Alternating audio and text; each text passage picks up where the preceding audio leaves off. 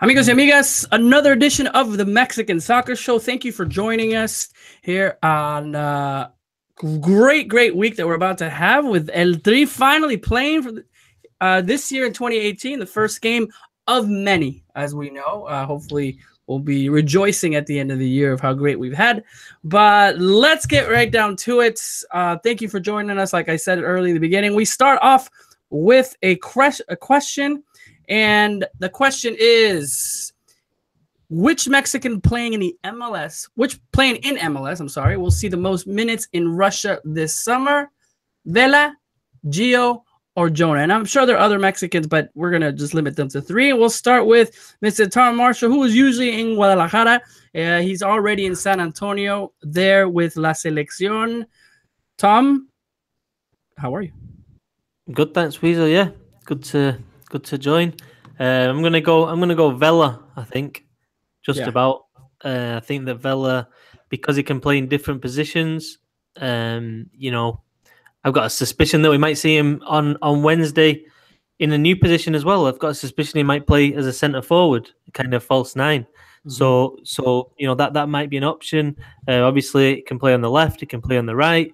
Osorio believes he can play a kind of left-sided midfield role, which I don't think we've seen him kind of succeed in that, but Osorio's got that in his mind as well. So I'd say Vela. I mean, I think Vela can start games in Russia. Obviously, it depends on the competition as well. But I think number 2 would be Jonathan Dos Santos. But the only thing that stopped me saying Jonathan is that I think Osorio's just going to be so keen to maintain that kind of axis of Hector Herrera and Andres Guardado. I mean, I can see those two starting all 3 of the group games. So I think that might limit a little bit Jonathan Dos Santos' playing time at the World Cup. Well, there we go. On the Twitter question, we asked and we gave you guys some options. Obviously, Gio had 4%. Giovanni Dos Santos had 4%. Giovanni Dos Santos was probably the best player for Mexico 4 years ago, and no one is having that he might not even play in this World Cup. Jonathan Dos Santos, 31% of the votes. Carlos Vela, like Mr. Tom Marshall, 43%. And then we put it in there. Actually, we're going to credit to Jason, who tweeted this out. 3-way tie with 0 minutes. Harsh with 22%. We're going to go to Adriana Terrazas, who is in La Ciudad de Mexico, also joining us tonight. And I know you've seen her before. She is a chocolate lover, as I see in your bio, Adriana, but you're there, ESPN analyst, sports journalist. Welcome to the show. What do you think about this question, Adriana? Or do we stick with the Carlos Vela como Tom? Hey, guys. It's great to be on. Thanks for having me over here again. I actually think that Jonathan Dos Santos might be a better guest this time. Boom. I think Carlos Vela has a lot of competition. I think that Oribe Peralta, maybe Chicharito could make Osorio change his mind with the offense. A little more consistent with the defensive midfield role. And I'm actually hoping that Herrera and Guardado won't get to play that position. I hope that they play more on the outside of each, Herrera on the left, Guardado on the left and Herrera on the right. I hope Osorio thinks about this position. We know how Osorio is with all these variations. So I think Jonathan is probably a better guess this time. Jonathan Dos Santos going in. It's like we're still looking for that defensive mid, and if nobody does it come up, the capabilities that they can do it. Mr. Naib Moran, also in El Defectuoso, joining us again today. Naib, what's your answer here? Well, buenas noches, Wiso, Tom, Adriana. Good to have you in the show. I would have to go with Vela, just because, like Tom said, the one of the things right now that Vela might be able to have more minutes in the World Cup is because of how little minutes Chicharito, Raul Jimenez are having in Europe, and if Vela can score, I don't know, 5, 6, 7 goals in his first season with LAFC, then I think, he might be able to have an opportunity there. The police is around the corner here right now. What? Run, Najib, run. Tamalero, Najib, don't lie. No, the police running around aquí en la calle. Well, it looks like, everyone kind of agrees just because of Gio having not that great of a season, Jonathan coming in new. I kind of started thinking I would go Vela also, just because we know of his talent And as much as people that you guys said that there might be a lot of options in the front, I don't think there's that many options. And Vela is that versatile player where you can put him in where he's played. So I'll go with Carlos Vela, kind of what everybody else says in that sense. But we have a great show for you. I mean, quickly, we saw we talked a little bit about it on the countdown to Russia. It's like at this point, and I wrote a story about it for ESPN FC. It's like I think these MLS players now, I think they take a lot of criticism from Mexico fans, and I think a lot of it is, it's just, it's fair. It's like no fan wants to see, your national team players taking a step down, and there's no argument. These players have taken a step down in the career in terms of the level by going to MLS. But I think what I think, Carlos Vela's complained about the criticism he receives in Mexico, and when he's talking about the criticism, if he's referring to the way that he personally gets criticized for what he's done in his career, which is actually a lot more than other Mexican players of his generation, and when he sees other players kind of stay in Mexico and have a really comfortable life, make really, really good money, never even once go to Europe, still be with the national team and not face the same scrutiny, then I do sympathize with him slightly. You know what I mean? But but when it comes to the World Cup, who's stepping up? Who's looking at Vela and to a lesser degree Giovanni and kind of taking that place and absolutely grabbing it and saying, this is my position. You guys have moved down. You guys have gone to MLS in your career, and this is my moment. Now, this is my chance, and I'm going to take that shirt off you. Maybe Tecatito, I think right now should be kind of leveling with Vela or overtaking Vela. But I was looking at the stats the other day. I think in his last 45 games in the Portuguese First Division, Tecatito scored 5 goals. That's not good enough when you play for a team like Porto, who's dominant in every game basically. It's just not good enough. So, and I think Vela, if you put him in that Portuguese league, he'd do a lot better than that in terms of his goals to games ratio. Well, I think that's where the question kind of goes, where Vela should be in that type of league, of the Portuguese league or Eredivisie or anywhere else. But that criticism is it's going to be there, and when he comes from. Now, also Vela throughout his whole career, and you mentioned it, he's been criticized for his choices and what he's done. And I think when he came out in that MLS that combine during the press, and what he said, there's a lot of people that keep talking about him and the way that they took down upon. I mean, Gio Parma said the same thing, Jonathan, and they're going to continue to do that until that league grows better. But has there been a Mexican that's excelled in MLS and also excelled in the national team during that time? We haven't seen that because Gio's already been there for a year, right? And what has Gio done? It looks like he's dropped off the map. It could be because of his playing time or he's taking it easy. So I think that criticism is valid. I don't think you should attack him personally. At the same time, it's what's done, it's done, and you should kind of let it go. We can't continue to do that. Yeah, and I think even I know Jonathan Dos Santos hasn't been in MLS long, but I know Naib's talked about it a lot. But if you look at his level at that, the season with Villarreal, where he looked to really for the first time establishing himself for one of the better La Liga teams. And then when you saw him in MLS, last season he just wasn't with it. So I think there's a big question mark over Jonathan Dos Santos as well. I mean, when he goes into this season, when it comes round in March, what Jonathan Dos Santos are we going to see? No, and I think real quick with the point that Adriana made about the possibility of him playing as a defensive midfielder by himself, but I feel that in order for Jonathan to play there, it would be nice like a 4-2-3-1 kind of lineup with Osorio. I don't know if that's possible. I mean, it's just a suggestion with Jonathan and Guardado in the midfield. I mean, in a certain minutes against Germany, for example, I did see scary with Herrera a little bit in the middle, and then but it worked after the 2 goals in the first minutes that Germany scored. Just after the 2 goals. After the 2 goals, it looked nice. It was working quite well, but the ball didn't want to go in there. But that's a possibility, and the evolution of Jonathan in Galaxy is a big question mark. Like we said also in the Countdown to Russia podcast, why does Osorio still want to see someone like Omar Gobea because it looks like all the players that are in Europe, Osorio sees them highly. If you're in Europe and you're playing a lot of minutes, then you might have a shot in my team. That's how it's looking. So, I mean, it's just interesting to see. But I think whatever happens from now to the World Cup, it just seems that these three are important players for El Tri right now, no matter what happens. Giovanni, Vela, and Jonathan.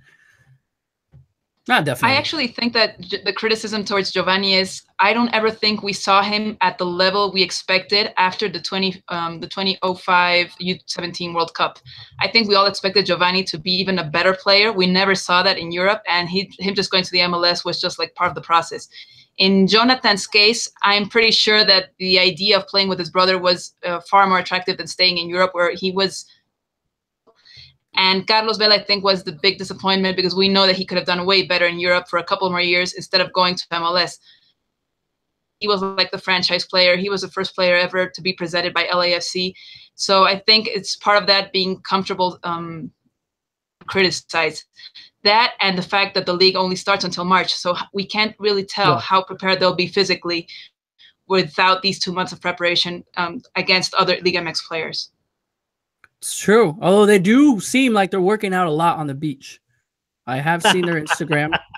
They have quite a rigid... Just something funny about the beach. I mean, they're always at the beach with their shirts off. Now that Vela's joining them. And they're always working out. Jonathan's got a six-pack. I mean, not that many players in Mexico have six-packs. All right, guys. Let's say hello to everybody that's on the chat already. If you're joining us, we have Joanna Sanchez, who's always there. Albert Campa, old friend of the show. El Toro, and answering any questions, and all your questions is Mr. Jason Markowitz on the chat right now. So I want to thank everybody on the iTunes who's listening to us. If it's tonight or it's already Tuesday or Wednesday, really quick, please leave a review. There's a review on there from like 2008. All right, there are no reviews on the iTunes. If you listen to us on iTunes, go in there. It's kind of embarrassing. I was gonna do it myself, but I didn't want to cheat. I did it myself this week, actually. Like, great. Tom is so handsome. I love it.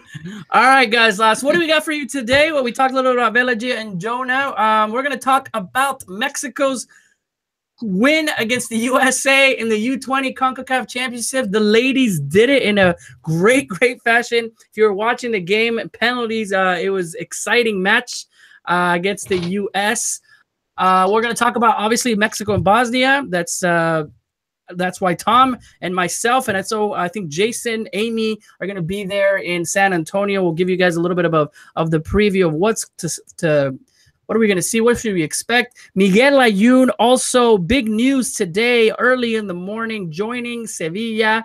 We'll discuss that. There's Tuso Gates. There's also, a little preview Liga MX week 4. So we have a ton to talk about today. We might not get to all of it, but we're going to have a lot of fun. So let's go ahead and get started with what everybody's here, especially this week, 2018.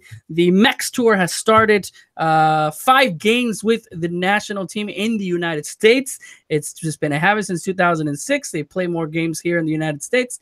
But we start with Bosnia and Herzegovina, what I believe they played the United States. They tied them over the weekend, right? Which not a lot of people were looking for that result. So at least getting that North American tour for them, Mexico and the U.S. But let's jump into Tom. You're there in San Antonio already. What can you tell us? What are you seeing? I know there wasn't practice today or open practice or press conference today. What's going on? Yeah, I mean, there's, the team arrived in San Antonio, practiced in the afternoon. Juan Carlos Osorio spoke, obviously talked about the Alan Pulido injury, obviously lamented the fact that once again, Alan Pulido, this curse struck him. It struck before the Gold Cup last summer, and once again he misses a game. And this was a big opportunity for Alan Pulido, and also Victor Guzman, who just so unfortunately looks like he's going to be out for 5-6 months with a cruciate ligament tear, which is really sad because, yeah, I mean, and the World Cup as well. I mean, I think it was a long shot in being there, but over the last 6 months, he's definitely been one of the brighter younger Mexican players in Liga MX. And like we've said before, I think you look at Mexico's midfield, maybe it lacks goals, and Victor Guzman was someone who brought you goals. So yeah, it's really sad on a personal level for him, because he's worked so hard to get this opportunity to get called up into the Mexican national team, and then the day before he was due to join the squad, he gets injured, and he gets such a serious injury as well, which pretty much ends his World Cup hopes. So yeah, that's what's going on. There's going to be another training session tomorrow. Obviously, Osorio's thinking about what to do. How is he going to experiment? Because I think if you look at these games in the States, especially the ones that are Liga MX based, he tends to experiment quite a lot. Maybe, in terms of formation, in terms of where he puts certain players. So, I think we're going to see. I think we're going to see more of that. I think we're going to see, certain questions. Maybe Vela's going to start as up front. I think he might start centrally, or even Rodolfo Pizarro. I think we're going to see something like a bit different there up front in the striking role. I don't think Henry Martin is gonna start. And then what else? Yeah, I mean, Jonathan Gonzalez, obviously that, is he going to debut? How can he adapt to if he's going to play that position? A slightly more advanced position. Edson Alvarez, is he going to play in the holding midfield role like many people want him to? Luis, Chaca Rodriguez, is he any kind of answer at right back, considering he's been doing pretty well with Tigres recently and starting every game? So I think there's plenty of questions. And going back just quickly to the US game, I mean, US drew 0-0 against Bosnia, but those are two teams who aren't going to the World Cup. I mean, there was so little at stake in that game, and I think this Mexico game, there are actually quite a lot of questions that that need to be answered, because probably half this Mexico squad, that we're not going to see him again between now and the World Cup. So every single one of those players really have to make an impact, not just in the game, but in training sessions as well. Well, we've seen these types of non-FIFA friendlies before that Mexico gets, and it's kind of okay. It's good to see Liga MX players, but the fact that Gio, Jonah, and Vela are there kind of makes it a little bit more special. It's kind of non-FIFA / you have 3 stars that have seen at least a lot of time in the Mexican national team. Let's talk, Adriana and Naib, a little bit about your reactions to the call up. I mean, it wasn't any big surprises. Obviously, Jonathan Gonzalez stole the spotlight, but as far as your list, is anybody should have been there, should not? How do you see it played out when we saw the list come out at the end of last weekend? I actually thought that one of the big absences was Oribe Peralta, seeing as he's a regular with Juan Carlos Osorio, and we all expect him to be at the World Cup. But I'm also thinking that seeing as this is the last opportunity for many players to actually win maybe another call-up before the World Cup, maybe Osorio just said, I know I can count on him, I'll just give a chance to somebody else, maybe Henry Martin, who's been doing pretty well with America. I was surprised not to see Jesus Corona, seeing as though the competition for the starting position at the goalkeeper might be a little tough to decide, seeing as Ochoa is at the Belgian league, not the most competitive league, obviously. And I think actually one thing that we might have to worry about is Alfredo Talavera, who hasn't reappeared at Liga MX after an injury last season, this weekend. So maybe that third goalkeeper position is up for grabs between other players.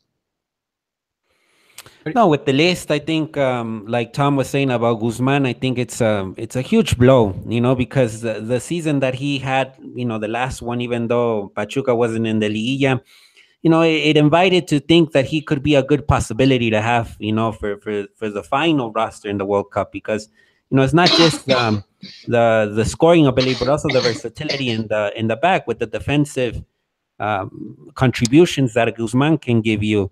Because it's interesting to note when Guzman arrived to Pachuca, he arrived to be a defensive midfielder, but as the months came by and, he worked alongside Alonso, he developed that role that Pizarro once had, of an attacking midfielder, more like a forward, but surprised that he wasn't here. For example, Jesus Dueñas, I think Jesus Dueñas' story with the national team is kind of over in this process in particular.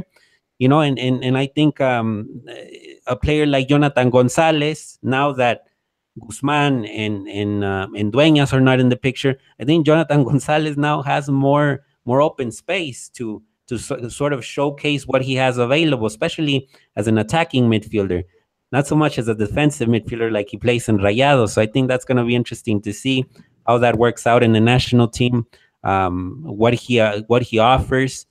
And look, I think the MLS players, Gio, Vela, and Jonathan, I think they got to start because they haven't played any minutes. They need minutes. So I think those three might have at least 60 minutes each, just so they can have some type of rhythm, or you can observe some things and then move from there and make the conclusions of what type of performance they gave. Yeah, definitely. I think I'm going back to what they're saying, when Tom was saying, it's good to see these types of players, and I think it's going to be an exciting match. Everybody wants to take that spot, just like you guys saying. We get a FIFA friendly in March, so half of these players aren't going to make it. And I'm really looking at the list, going who doesn't really deserve or who we won't see on there. And there's a lot of names on there, aside from the goalkeepers, which we've seen, Rodolfo Cota and Lahoud and Orozco, which they're all fighting maybe for that third spot. But I put present the midfielders you called up: Jonathan Dos Santos, Jesus Gallardo, Jonathan Gonzalez, Victor Guzman, Jorge Hernandez, and Orbelin Pineda. Out of those, who's even going to make it to the top to the summer tournament? To the World Cup, or the defenders: Alanis, Araujo, Ayala, Montes, Rodriguez, and Alvarez.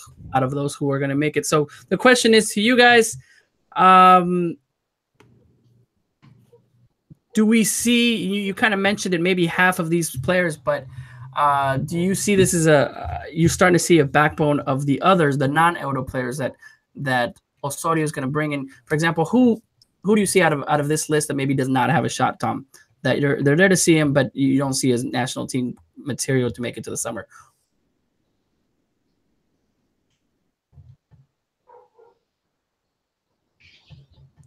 Tom, you there?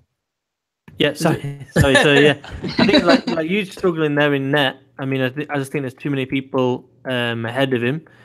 And then who else has got absolutely no chance? I'd say perhaps Henry Martin, no? Gonzalez is struggling. Yeah, maybe Pizarro. I think Pizarro. Yeah. Although I watched him live on Saturday and he was brilliant. I mean, in that second half when he played kind of more in a central role, I was really impressed. And I've been, I've been quite critical of him, and I've been wanting more from him. And honestly, I saw him on Saturday and I thought, oh, he looks like he really wants it now. He looks like he's really desperate to make an impact. And I think this could be a big game for Pizarro as well. And then. Yeah, who else? What do you guys think? Who else? But just to note, right, Tom, if Pizarro goes to the World Cup, then someone like Giovanni doesn't go to the World Cup, right? I mean that. Yeah, that's I think Adrian is. I think that's what Adrian is saying. No, I mean the competition there for that place is very strong. Probably the strongest. If you're considering Pizarro kind of one of the wingers, then I think it's Mexico's strongest position. Well, if you look at 4 years ago, who was the man that was kind of in that bubble? Javier Aquino. And look how much he's going. We definitely know Javier Aquino is going to be there the way the JCO has played. But I would go Pizarro, Henry Martin, Victor Guzman. As much as Pineda, even Orbelin Pineda, it's like we haven't seen him make that jump in the national team. Yeah, if Elias Hernandez gets snubbed, I'm gonna be. but there's a good chance that he will get snubbed though, because you haven't really seen him in the big games. Elias Hernandez, I mean, it's unfortunate that someone like Elias might not make it, but it's just interesting. Looking 4 years, the list from 4 years ago, I mean, someone like Uli Peña is not in the picture. Alan Pulido, it has this curse that he can't play, always gets injured. Brizuela, Brizuela actually got called over Aquino, and Aquino was in Europe. So I think it's interesting seeing now and comparing the situations. But I think looking at it's going to be interesting that whole scenario with Pizarro versus Giovanni. I would say it's kind of a battle to see who can impress the most, and it's also homework for Giovanni. Giovanni has to start the season strong in MLS. Ask Jonathan Dos Santos, because I feel that Omar Gobea is competing against Jonathan Dos Santos. And if they don't show something that stands out right away, I think they're going to be in trouble. I just looked up the list for the 23 that were called 4 years ago. And the first thing is, Miguel Herrera. I'm like, oh, that's right. It was Piojo Herrera. I just forgot. Ayito Vázquez, Paul Aguilar, Carlos Peña, Isaac Brizuela, Ponce was called, Masa Rodriguez was called, Carlos Salcido, Rafael Marquez. We have quite a few that are not going to return. We're not even sure if Marquez will be able to play. Yeah. Mm-hmm. No, another point today, right? Yeah, another point real quick. I mean, for example, Alanis right now, Alanis is not playing with Chivas, and with Osorio, he seems to be an important defender. So technically, he has to play on Wednesday. I don't know if he's going to start or how's the deal there, but Alanis is one of those players that is a Liga MX base, and you don't know if he's in or if he's out. And then Ayala is another one. Hugo Ayala, if he's in or he's out. Gallardo as well. Gallardo still, there's not complete certainty that he won already a place in the final roster. Adriana, Rafa Marquez, what you say that he might not play? There was, I think, was the president, somebody said something in Mexico about him trying to get everything worked out with the US and that they need to clear that up before he travels to Russia. Yeah, there was a presentation at Guadalajara today for the 2026 Mexico. And Decium de Maria was asked what would happen with Rafa Marquez, seeing as though the Mexican national team is having activity from here to the World Cup. And he just answered and said, yeah, we know he won't be able to be called up unless he's removed from the U.S. Treasury list with all this legal problem that's following him. Yeah, so unless that gets cleared up, we won't see Rafa Marquez. So that seems like his chances are getting every time a little more slim. Yeah, and that takes a lot of years, no, to just get out of that list. Yeah, that's not gonna happen. It doesn't happen from one day to the other. It's not like, hey, can you get him off? No. Well, there you go. Maybe you should write a letter to Donald Trump. Dear Donald. You might remember me from New York Red Bulls. I was there. I'm sure you saw it. Well, interesting to see, guys. What should we expect from this game? What's the best outcome for Mexico? Obviously, a win is good, but let's take, since it's not really an important game, more of to see these players. What's the best outcome for each one of you, aside from the score? We'll start with Adriana first. Well, I think any win would be great, but I really want to see players try to win that spot and get Osorio to question some of his call-ups for the rest of the semester just before the World Cup. So I'd like to see some good activity, probably at the offense. I'm not too worried about the defense because I think that whoever he calls up will do a pretty good job. I mean, Alanis is pretty good despite not having any activity with Chivas.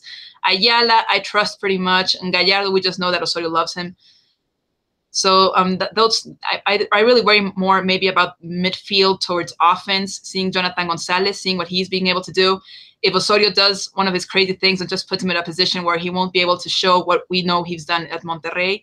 So, like seeing players and those positions, I'm pretty worried about. Adriana, who do you want? If you could pick two players, I want these guys to do an outstanding job. Let's play that game. I'd like Jonathan Gonzalez because I think I want to see him as a defensive midfielder. I want him to see him compete with Jonathan Dos Santos in that position. And I'd like to see Henry Martin make Osorio question himself. I'd like to see him put some pressure on Chicharito, Vela, and all the other players. I like it. Naive, to you, what's the best outcome, and what are some players you want to see hopefully step up? No, I would agree with the Jonathan Gonzalez one that Adriana mentioned. I mean, I think this is, now that Victor Guzman is not in it, I think he is like, the spotlight is on him now, after a great start to his career with Monterrey, a debut in San Antonio. I think the senior national team debut that Carlos Salcedo had also happened in San Antonio, if I'm not mistaken. So it's a good. And Yarbrough, I think, happened in San Antonio. With the U.S. though. Yeah. In that sense, it's like it feels like San Antonio. It has to be San Antonio. Let's take the Mexican Americans. It's the venue for those type of cases. So I think Jonathan Gonzalez, the spotlight's on him, and hopefully he can do great things. Take advantage of the opportunity. It doesn't mean if he's gonna make the World Cup. I just think that he has to make an impact to kind of released a lot of the pressure that has been sent on him in the last days about why he picked Mexico and whatnot. And I think he has stuff to prove. And the second one will be Rodolfo Pizarro. You know, I think this is the moment. You know, if he doesn't show up to step up for this occasion, then I don't think there will be another one for Rodolfo. Tom, who do you want to step up in this game, and what's the best outcome? Yeah, I mean, I'd go Edson Alvarez. You know, I think it's almost exactly a year since he made his debut as well. I think he debuted against Iceland in Las Vegas in February, and you know he's established himself in this year, which it's been one of the real positives of the last 12 months for the Mexican national team. However, there's still the question mark about where's he going to play, or what's his best position? Is it right back? And if that's going to be the case, then Osorio should play him at right back for this game, because he needs to understand the position as best as possible. And if he's going to try and put him in front of the defense, then put him there and see how he does. So I'm interested to see how he uses Edson Alvarez, Cesar Montes as well. I'd really like to see him again for Monterrey the other day. It's almost like you forget a bit about Montes because he's been around for quite a while. So young. You know, and I was at the game, and he's only 20 years old. He's still only 20 years old, and I guess obviously I was watching Jonathan Gonzalez pretty closely, and then you kind of look at Montes and you think, everything that you say positive about Jonathan Gonzalez, i.e., this is a kid who's walked into a team full of quite a lot of established internationals, and got a place in the team, and he's starting regularly. I mean, I know Cesar Montes has been in and out a bit more than Jonathan Gonzalez, but he's been doing it for a couple of years now, and it's like, Montes is a genuine prospect, for Mexico as well. So I'd like to see him kind of over the next couple of months. Really, I don't think he's going to start the World Cup, but at least try and put a little bit of pressure on. You know what I mean? And I'd say the same for all the younger players as well. I think we've got the next generation coming through. Gallardo, Pineda. I mean, Pineda needs to do something. Yeah. This for me, I don't know what's happened to him. I honestly no idea what's happened to him. It just seems like as soon as he got that big contract, and as soon as they won the title, Chivas, obviously there's talk of tiredness, and I don't know, but that's a long time ago now. He's been playing poorly for a long time, Orbelín Pineda. And I think he's actually quite lucky to get in this squad, because I think if you based it on actually playing merit over the last 3-4 months, he wouldn't be in this squad. So I think this is very much for him, last chance saloon. And yeah, like I said, Checo Rodriguez, I mean, he's just kind of this left field answer to possibly play at right back, in case of injury and stuff like that. And it's something, the fullback positions is something that Osorio's really struggled with. And I think Xhaka, you never know. He might provide something a little bit different from the rest of the fullback pool. When I was trying to do some pre-planning for the show, I was trying to see, okay, who do I want to make an impact? There's a lot of names on here that I want them to do well, and not all are going to do well, so I'm going to be quite disappointed. I want the 3 MLS dudes to really, I want that partnership, the Sonrisas, those guys that have been playing since 2005, the Gio and Vela to come back, and I want to see that magic one more time. And I know that it's early for them, but I just want them to prove us all wrong, that it was a wrong choice. I want to see Pineda, just like you said, Pizarro, Henry Martin, to see what he brings up. Elias Hernandez finally making that step up. And then in the defense, I know, Adriana, you're not too worried, but I'm really worried about our defense. I want it to start now. I want, that Germany game coming up is getting me a little worried. And I think we should start that defense, whatever he's going to do to keep it constant and take whoever is going to be that next sub or his experiments hopefully end. And we all come back to what supposedly no more rotaciones. That's what, JCO is one looking at. So, I think it's going to be a fun game. Obviously, an atmosphere. We've already been at Alamo Dome in San Antonio. It's great. So it's already in the works for it to be a good match. Really quick predictions, and then we'll move on. What do you guys say?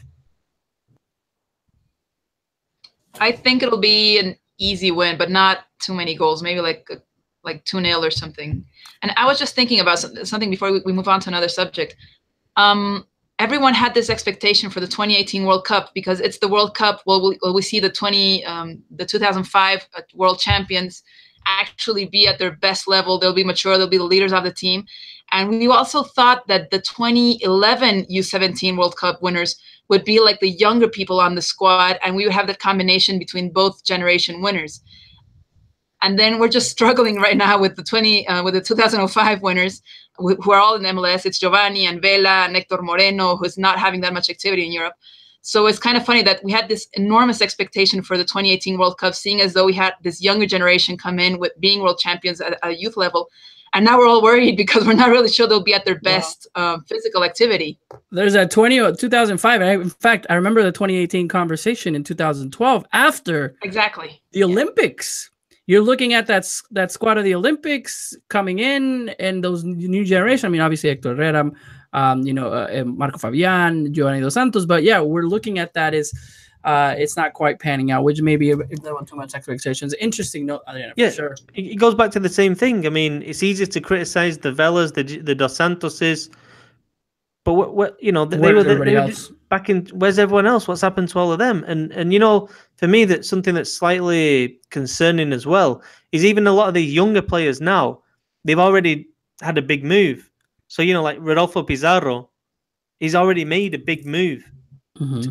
From one Mexican club to another. Orbelin Pineda the same, Jurgen Damm the same, and I mean I think when Alan Pulido's got a massive deal to bring him to Chivas.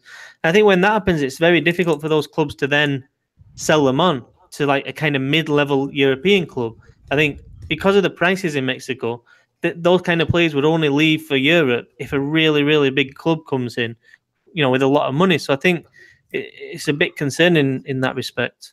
Or they're not in Pachuca, which at least takes that chance. Yeah, no, look, just look at Marco Fabian and how tough it was for him to reach Eintracht, no? And it was difficult right after the 2012 gold medal. You thought, well, he's going to take off right away. Mm-hmm. And it took a while. It was very slow process, but it happened now. And, unfortunately, he's coming off a back injury. Hopefully, he'll be ready and fit for the World Cup. But it looks like he will be in the roster no matter what, because he's a player that offers you something different. And that 2011 U17 generation, I mean, what is Fierro, and that's kind of like Briseño, who's in Portugal, trying to La fight. Momia. La Momia's out, I don't know where La Momia is. Ponchito, was Ponchito there? Ponchito was there too, yeah. And Ponchito's actually having a good part of the season right now. Starting over Carlos Sanchez. Yeah, no, definitely. All right. Tom, Naive, did I get your predictions? I'm writing them down. I got the Adriana's. I was going to say 2-0, but I'll say 3-0 now. 2-0. 2-0. I'm going to go there's a goal, Bosnia. I'm going to go 2-1. 2-1 Mexico. Easy, but then get careless towards the end. Too many subs. No one knowing what they're doing. I mean, mi rotación is towards the end. I'm sure it's going to be 6 subs, so totally different team. We see that. All right, guys. Las Damas. Mexico women's U20 CONCACAF champions for the very first time. Somos campeonas. You saw the video. Everyone talking about that. Exciting match with U.S. that ends in penalty kicks. Thoughts on the match? Thoughts on the win? How exciting is this for, obviously, the females and what's happening in the last year with El Tri Femenil? I feel like it has sparked something in the viewership, the attendance. But thoughts on this match and this historic win for you? I know, Adriana, start us off. Well, first of all, for everyone who doesn't follow the U20 CONCACAF too much, this was the first time Mexico actually won this title. They've won once for the U17 CONCACAF championship. And they went against the U.S., which is obviously the team to beat at every competition, because they're probably like one of the best female teams in the world. Yeah, unparalleled. So I actually think that this could be the first big win for the league. You have 13 players that have played every single week. They're from the Liga MX. The other 7 are from several universities in the U.S. Mm-hmm. And I actually think that we can start to see the Liga MX trying to permeate a little bit into the national teams. I think that we'll see this also at the U17 level. They play their CONCACAF championship in April. And hopefully this will show people that despite the criticism of having really young players at the Liga MX tournament, it actually can have these results at the national team level. We'll see players playing every single week, and that helps them give better results with the national team. Yeah, I agree to a degree. I think that no, I agree. The Liga MX Femenil. I think as well as the games, it's the training. I think training week in week out. These girls played 5 games in 9 days. You know, it was. I think historically in the women's game, the Mexican women have struggled with stamina, with physical condition especially compared to the United States and Canada, who are obviously they're very focused, a lot more developed. The Mexico in that, and I think the fact that these girls are now training week in week out and then playing at the weekend was there for all to see. I mean, the way it seemed at times in both the games against Canada and the United States that the Mexico were going to just crumble. I mean, I just got the feeling that, oh no, the goals are coming, but no, the girls stood up and actually took the game again to the United States, and also against Canada, they were almost scored the winner in the towards the end of the semi-final. With the rules, the age rules, yeah, I mean, I think it obviously it does give these girls chances. I think the counter argument, and I'm not going to, I don't know, I need to think about it more, but the counter argument is that these girls who played the under-20s CONCACAF Championship, but they were already kind of known. It wasn't like they came out of nowhere. Obviously, they've done the league's benefiting because they're playing all the time. But the counter argument would be if they were playing with older girls, better quality girls, week in week out, then the competition would be stronger as well, and these girls would be able to develop within the context of better competition. But I think it's something that it needs to be taken on a year by year basis now. What's the best thing moving forward? Because I think last year the best thing that happened in the Mexican game was the Liga MX Femenil. And I think by a long way, it was absolutely revolutionary. And to be honest, it took me aback a bit because I didn't think that the people ruling the Mexican game would be so progressive. I mean, they really did shock me. And I just, I thought it was absolutely brilliant. I'll tell you what, just one quick thing about the way this Mexican under-20s team played. I mean, if I was Osorio, I'd get video. I'd cut what we saw from those girls. Like I said, 5 games in 9 days, including 120 minutes in the final. I'd cut that down, and it'd be like it's almost a motivational video in terms of like the first tournament of 2018 for a Mexican national team. That is the standard, and not just in terms of quality, in terms of the heart that those girls showed in getting past the 2 giants of the CONCACAF region in the women's game to win that tournament. For me, it was absolutely inspirational. When you break it down in that sense of that many games, and here we are where like it's too many games to 3 in 2 weeks. And it just kind of shows you on that. Obviously the level and it might not say is kilometers crossed by each, but still, I mean that's impressive in the way that yes, I think the other thing with the Liga MX Femenil as well, especially when you look at the final, and someone like Belén Cruz, who's she's been with the national team quite a lot, obviously scored an important penalty. I mean, she's played in front of thousands at Tigres now within the last 6 months. And I think then you go into a final like that, and you're used to that pressure, you're used to that hype and going into a really big game and having the pressure on. And I think that's been another aspect that's been so massive about the Liga MX Femenil. It's creating this pressure environment, this competitive environment, especially for the good teams, because obviously, Adriana's written about it as well. I mean, there's some of the teams that don't take it as seriously as others, but I think you've got quite a few now really decent teams at the top of the league. And when they play each other, and especially when they play in the stadium, in the club stadiums, and there's people there, and sometimes up to 32,000 for the final at Chivas, then you can't replicate that experience. And as you go to World Cups, as you go to these tournaments, then the fact that these girls have got that experience under the belts is just, like I said, you can't replicate that at all. No, I was just looking. I mean, Miriam Garcia, a defender, won the Best Player award, no, and she won with Chivas just recently, no. So I mean, I think that is kind of like how it connects with the league, no. That it started, the seeds were planted. Now you got to fertilize, and the trees have to grow stronger and stronger. But the base is already there. I think that's what really is kind of outstanding for the Mexican game. That the seeds already there, now you got to build from that. And I think the fact that they won this one, they used 20 CONCACAF championship. I mean, it inspires them to do more, you know. And for example, Pachuca with trying to build a training facility just for the women's team. I mean, those are kind of the steps that other teams have to fulfill, I think, in the next months. Yeah, Adriana, I've got a quick question for Adriana about the coaching situation, because obviously, going into this tournament, I feel like, Cuellar Jr. had a bit of pressure, and obviously his position is very much strengthened now, and obviously Medina as well with the full national team. I don't know. I mean, I think there's been quite a lot of criticism about, are those the right people in to coach these national teams?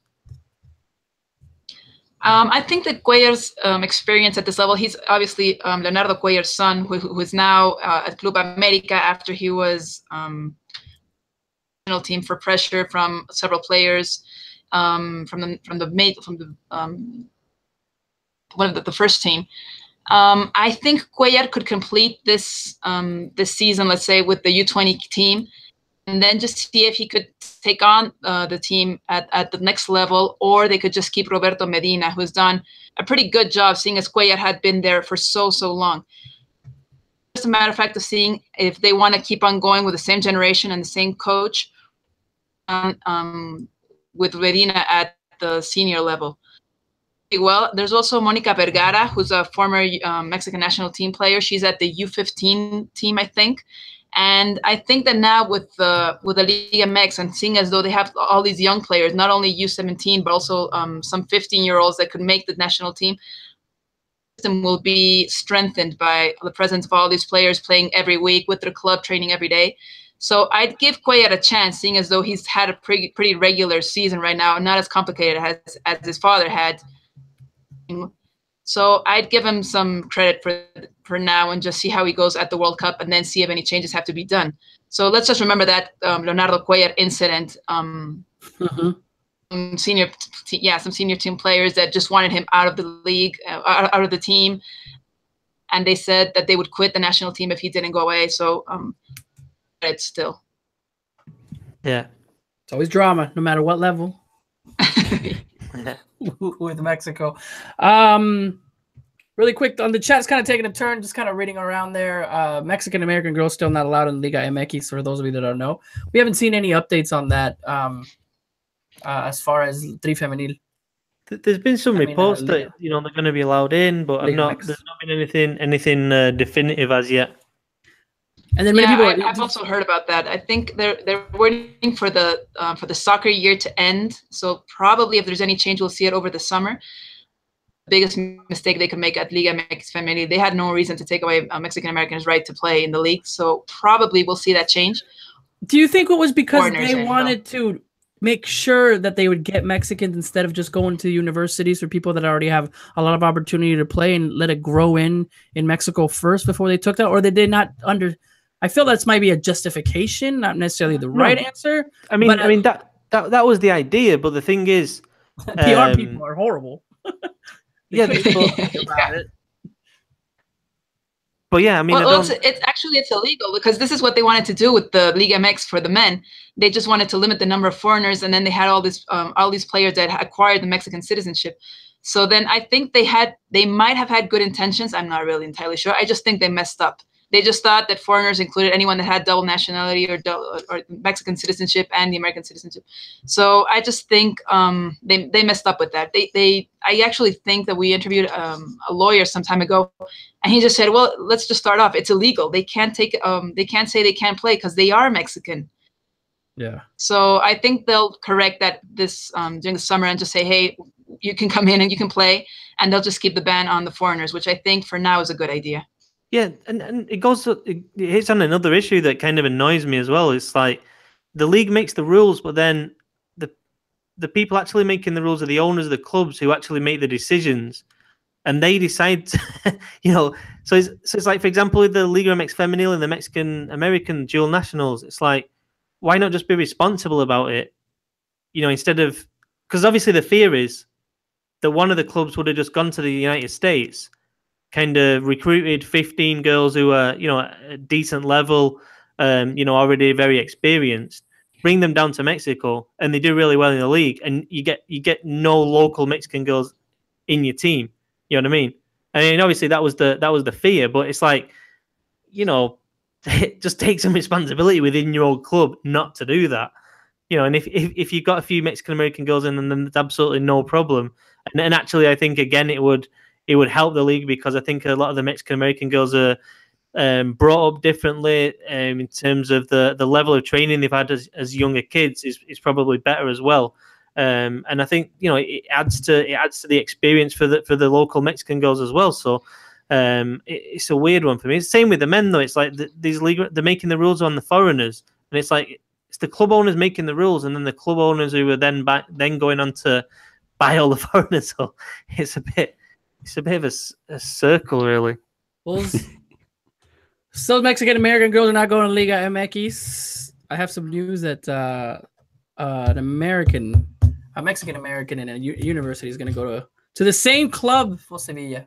So that'll be coming out in a couple days, and making that confirm. I tweeted out today. We'll see where they go. For those of you that kept saying, is it Moreno? If you looked at the emojis, there's a girl there. So sorry to disappoint you. That is not trying to troll anybody, but news should be coming out at least on that side. Another Mexican abroad for our ladies. But I think this is all great. Let's continue to support it. It takes all of us, to really get the news out there. And I think it's already been a successful year. Some hiccups there with the Mexican Americans, but we'll see that. Congratulations to the girls. And I think it's a big blow for U.S. soccer. I mean, the women's, now... It was in Trinidad again. Wait, it was in Trinidad again. And it's like the U.S. soccer ties the Mexicans and girls, especially with the women's, right? This is something, a powerhouse. And then again, when... Just a quick one, the hero as well. Well, the heroine was... Emily Alvarado. He's from Texas. Yeah, El Paso, Texas. TCU. She actually won the U17 championship as well, so she's won 2 of these now. Yeah, I mean, she's been the goalkeeping hero, and she won it against the United States at a time when US just seems to be losing pretty consistently against Mexico with the Jonathan Gonzalez and the World Cup, and yeah. Not a good past couple of months for the U.S. But Captain America is in León, we saw. Really have to just ruin today's podcast with Captain America. Yeah, he's there. We'll see if he starts. The rumor doing the rounds is that you only started supporting León when London actually signed. Right, you heard that one. Right. There's supposedly people are going to. He'll start next week though. Not this week, because they don't play a home game. They're going to wait for the next home game. Apparently, he can't travel. He's got to get it. Hey, he looks good. I'll give him that. He looks good. He looks more fit. I think he was next to Chapito Montes, and I was like, "Dang, Chapito, you don't look like." I was like, "Landon looks a little more fit than you, man." All right. Let's go into the big news, Mr. Miguel Layún. I think it's positive. Seeing him play in the competition, La Liga, and we saw that this morning, and then he's already there finalizing some tests, and it's 100% ready to go. Your thoughts? We saw that Layún was looking to move over the winter break, and you know what? I had him pinned down in Monterrey, going back to Mexico, but staying, I think, going to a better league and hopefully he gets that playing time. But we saw that. What was your reactions, guys, to the Miguel Layún Sevilla talk and this morning? Well, I think we're all just worried for the European players, seeing as though the market will close in probably 36 hours or so. I think that we're just all concerned to see the players be in the best club where they actually will get minutes for the World Cup. So we were all expecting Chicharito to move. That might happen. They said he might go to, I think it was Besiktas in Turkey. And Miguel Layún just didn't see any future in Porto. So I'm glad to see him go. I think Sevilla is a great opportunity. It's one of these teams that can surprise fans in the Spanish league for the European League positions. So I think it'll be great to see him. We were seeing some reports that he might play as a right back instead of a left back, where we've all seen him and we saw him in America. But as long as he plays, as well as the other players, I think we just must be really, really happy, and especially with Sevilla, which is a really competitive team in the Spanish league. No, real quick. I mean, it's been interesting the last hours with Layún. No, it looked like he was going to go to Betis. You know, that there was a kind of an agreement, a personal agreement between him and the directors and Betis. But then again, you know, Sevilla has more money than Betis. So I think Sevilla, more important offer, I would say, than Betis. And that's why Sevilla ended up convincing Porto. You know, a new manager there, Vincenzo Montella. You know, the Berizzo started the season. That's why Guido Pizarro landed in Sevilla. But now, you know, with Montella, the style is trying to change a little bit, trying to make his changes there. The team is in the Copa del Rey semifinals. And of course, in the league, they're in good shape right now at the moment. I mean, they can still improve. And of course, what we got to notice that Layún can play in the Champions League because he already played with Porto. But nevertheless, it's a new opportunity, a new beginning for Layún. I think the opportunity to arrive to the World Cup in with playing time, I think, is enticing. You know, it's a whole different Layún nowadays than 4 years ago when he went to his first World Cup.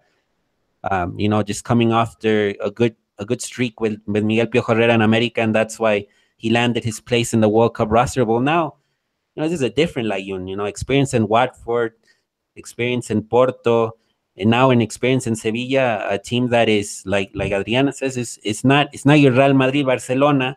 It's a good but team. It is up there. You know, it's up there with Valencia, with Atletico Madrid, Sevilla. Those are usually right below those two that I mentioned at the beginning, Real Madrid and Barcelona. Of course, Real Madrid is not doing those that good as we speak. But you know, I think that for Layún, it's an enticing opportunity. Competition will be there. I mean, the right back was Jesus Navas in the last game, and Jesus Navas is more of a winger, so that gives you a little bit of a clue that Layún might have that opportunity right away to be the right back in that team. Yeah, no, I think it's exciting. I think, I think you looked at Miguel Layún and you thought, you know, like you said there, we saw what kind of club is he going to go to, and I think that to go to somewhere like Sevilla, one of the best Spanish teams, is like generally exciting. There is competition. Yeah. Gabriel Mercado is obviously you know, an Argentine international, so you know there's that. Jesus Navas has been, like Naive said, has been playing there, but Osorio was speaking about it today. I asked him about it outside the hotel, and he said that he's confident that Miguel Layún can be a starter there. And actually, Miguel Layún called him a couple of days ago and said, you know, and asked Osorio advice. Now, Osorio's been to Sevilla when Sampaoli was the manager, so he knows the squad quite well. And he said that, you know, he thinks that Montella, the new manager, kind of wants a more of attacking right back, and he thinks that Layún has got that advantage over Mercado, who's more of a stopper. And then you've got Jesus Navas, who really isn't. He's just not a right back. So he thinks that Layún's got a good chance. But I mean, this move, we can talk about Sevilla being good team, blah blah blah. He's got to play. Yeah, it's no good him going to Sevilla and just doing the same as Porto. You know, he might as well have gone to Alaves. You know what I mean? He needs to play. He needs to be informed, so especially Layún, because I think he's not been that great for Mexico over the last year or so. I don't think he's hit the form that we've previously seen from him, and I think that's directly related to him not playing regularly for his club team. Yeah, the best Layún was what, in the Columbus game against the U.S. Since then, we haven't seen that version that was so determining in that game. You know, a goal and an assist to win that game in Columbus. So that tells you a little bit of in the versatility that Layún has, no? That he can play you as a fullback, but he can also play you as a midfielder. You know, if there's no other option, if you want to sort of populate the midfield, you can have Layún there as well as an option. And Mercado, actually, Tom, he's playing more as a center back with Sevilla. So that even gives more freedom for Layún to win a starting role. I like the move when I saw it this morning. That Villarreal, Sevilla, Unives de Valencia. That's where I've always seen our Mexican players. I know that we would want to be in Barcelona and Real Madrid and all that, but I feel that those are the teams that we need to be at and do best and play. We've seen his form just completely decrease because of his non-playing time. And remember, when his best years was right when he came into Porto and after Watford. I mean, when he was having plenty of playing time in that sense. So I'm definitely excited to see the move. Obviously, playing time is going to be key, but it's probably one of the best moves that we've seen in a while for Mexican that has not been playing. It's not like this is an upgrade for what he did in the last year. I would expect him. People are gambling on what. Or the coach is gambling in bringing him over there. So interesting to see, and hopefully gets the playing time for there.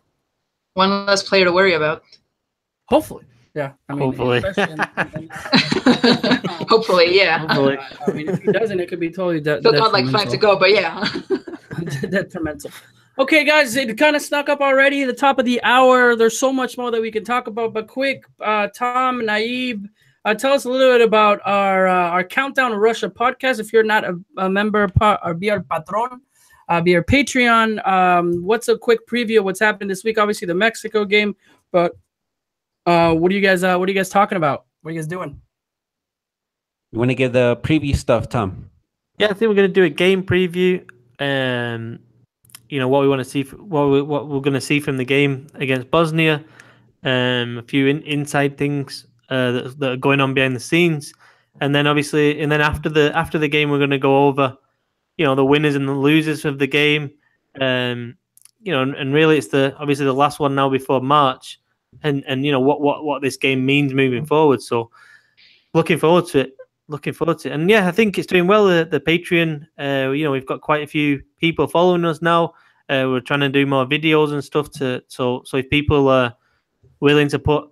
I think it's basically a $1 per podcast. I mean, we're not asking for too much, and I like it. I think it's a good project. So, if you want to sign up, it's Patreon, the Mexican Soccer Show. Give us your money. Show me the money. All right, well, guys, thank you so much for being on. One special thank you to Adriana, who decided to join us today. And Adriana, we're going to be seeing hopefully more of you here on the Mexican Soccer Show. Bring us great insights, especially there since in La Ciudad de Mexico and all that you do. So we're going to have you. Thank you, Naib. Thank you, Tom. But we're going to give it to Adriana to close us off today and send us off. Thank you again for watching in Mexican Soccer Show. Big pressure. Close us off. Big pressure. Thank you, guys. Hopefully I'll be here some other time to talk with you about El Tri. Hopefully it'll be positive news. We'll have another European player surprise us in another team, hopefully, or just playing wherever they're at. And it'll be great to keep up with you guys for these next couple of months with El Tri, with the Liga MX, hopefully surprising us as well. And lots of women's activity as well, too. Awesome. All right, guys. We'll see you next Monday, the next episode of the Mexican Soccer Show. Hasta luego.